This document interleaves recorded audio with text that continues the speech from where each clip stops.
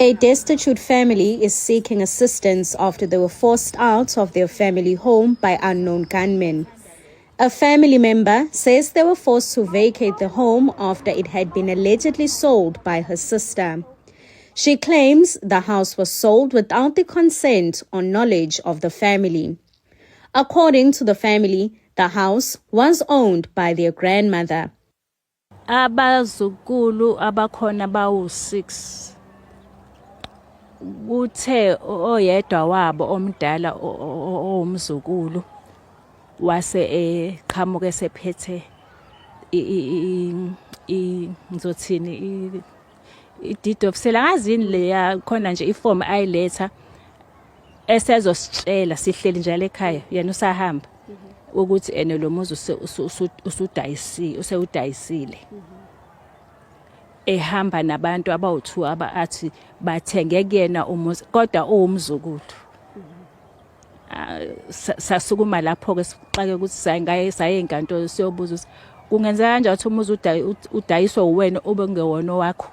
Lo muzi uyawazi nje ukuthi umuzi ukagogo owefamily lo muzi wena unani right ke ukuthi udayise nje. Waseqamba amanga ke wathi hayi udayiswe umamncane. Umamncane kwayena kana right ukuthi awudayise.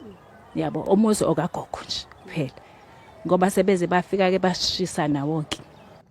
Isicelo sokwenza okuthile ngokusheshsha kubantu bonke abahlala emalokishini nasemaphandleni, kodwa hayi bona kuphela. Kucwaningo olwenziwe, abantu balahlekelwa yizindlu zabo zomndeni ngaphansi kwezimo ezingachazeki kahle. Lokhu kushiya abaningi bephukile.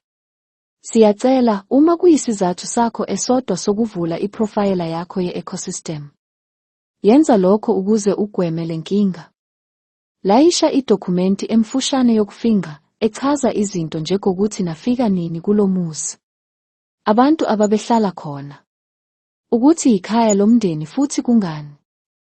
Lezi nkinga zezindlu zihlala iminyaka ezinkantolo eziteshini zamaphoyisa kumile yonke into. Kulokhu kudliwa imali yabantu. Abantu belokhu behlukumezekile.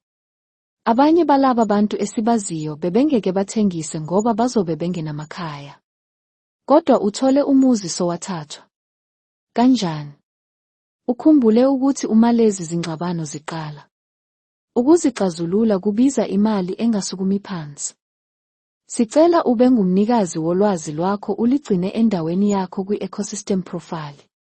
Abantu baqiqa usuku lonke uma befuna imininingwane nolwazi ababecabanga ukuthi litholakala emahhovisi kamasipala noma kahulumeni. Kugcine kungatholakalanga. Noma ukuthola leyo mibhalo kudinga abameli abafuna imali nabo. Ayivalwe lenkinga ingakaqali.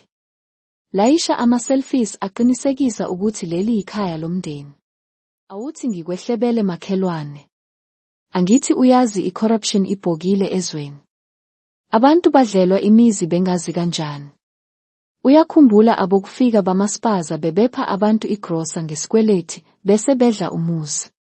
Uyakhumbula izingududu bezibolekisa ngemali besuhluleka badle umuzi. Cabanga nje umuzi ngegrosa. Uyabona manje. Sokuyinkohlakalo enobuchwepheshe obuhlelwe kahle. Kungafaka amaphoyisa, abameli, izinkantolo nomasipala phakathi.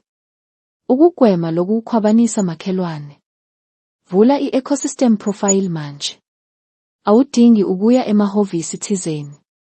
Ngizokuthumela ilinki yokudownloada i-app. Bese uthola yonke imininingwane ngomuzi uyifake kwe-app. Wenze ama-selfie, ubhale phansi konke ngomuzi.